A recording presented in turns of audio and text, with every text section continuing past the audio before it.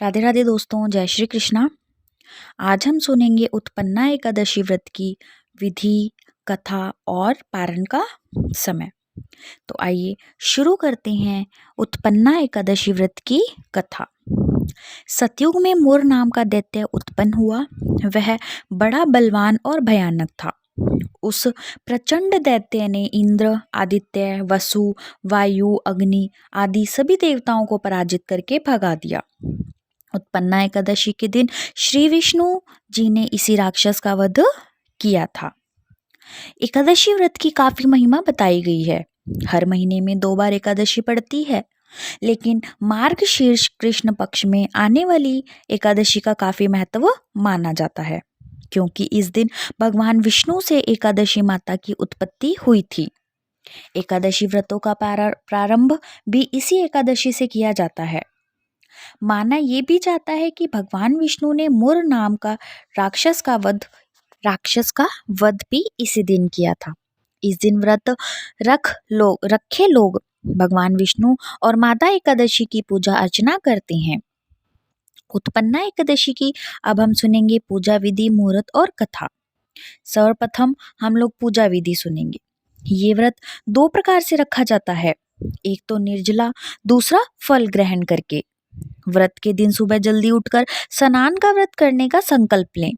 इसके बाद भगवान विष्णु को अक्षत, दीपक, नैवेद्य आदि 16 सामग्री से विधि विधान पूजा करें। एकादशी के दिन पीपल के पेड़ की भी पूजा करनी चाहिए। उसकी जड़ में कच्चा दूध चढ़ाएं और घी का भी दीपक जलाएं। तुलसी जी का भी पूजन करें। पूजन के दौरान ओम नमो भगवते वासुदेवाय मंत्र का जाप करते रहें। इस दिन भगवान विष्णु को फलों का और तुलसी के पत्ते मिलाकर खीर का भोग लगाएं।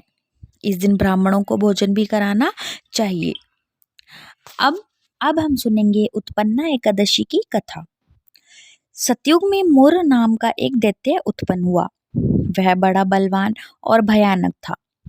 उस प्रचंड दैत्य ने इंद्र, आदित्य, वसु, वायु, अग्नि आदि सभी देवताओं को पराजित करके भगा दिया।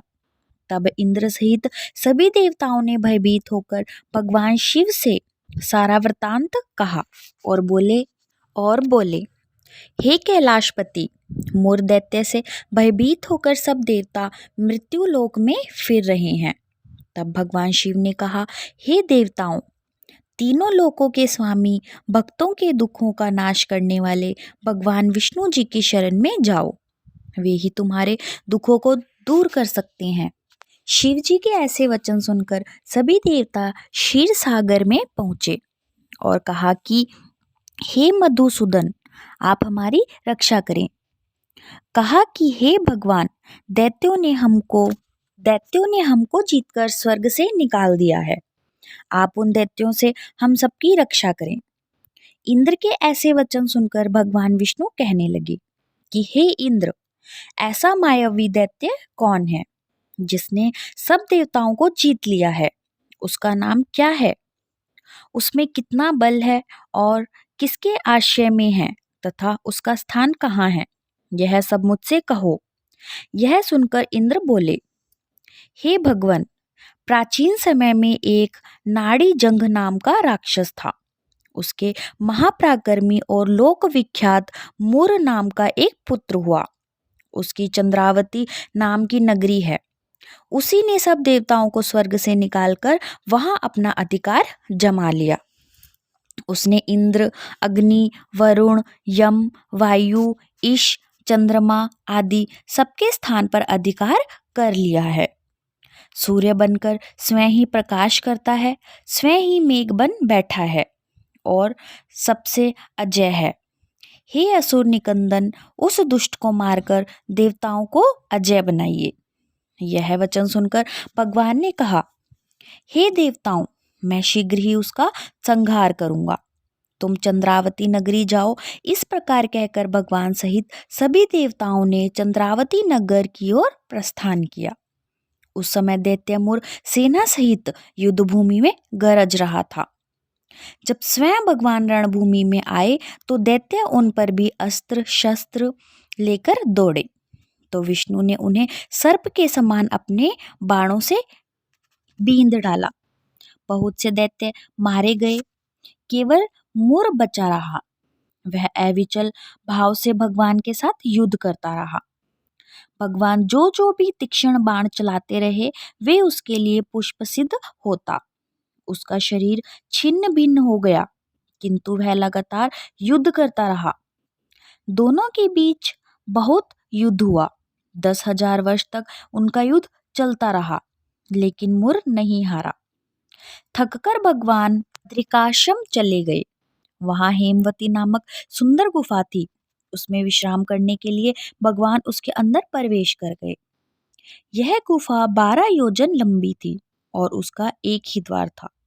विष्णु जी भगवान वहां योग निद्रा की गोद में सो गए।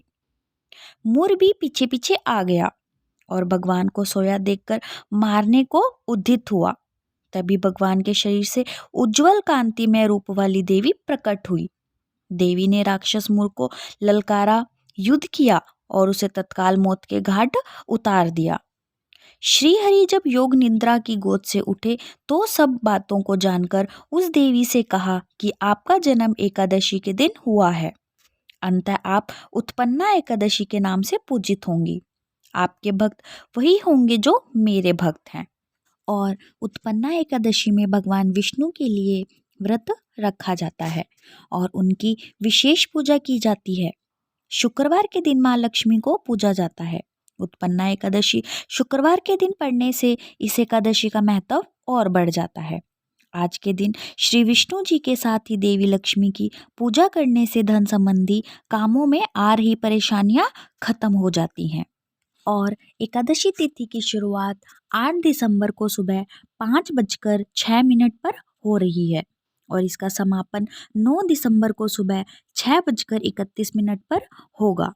ऐसे में उत्पन्ना एकादशी का व्रत 8 दिसंबर को रखा जाएगा। और इसी के साथ हमारी ये कथा पूर्ण हुई। और आप लोगों को ये कथा कैसी लगी आप लोग हमें कमेंट करके ज़रूर बताएं। और आगे कथा सुनने के लिए हमारे चैनल को सब्सक्राइब करें, लाइक करें और ज़्यादा से ज़्यादा शेयर करें। धन्यवाद। राधे राधे। जय श्री कृष्ण।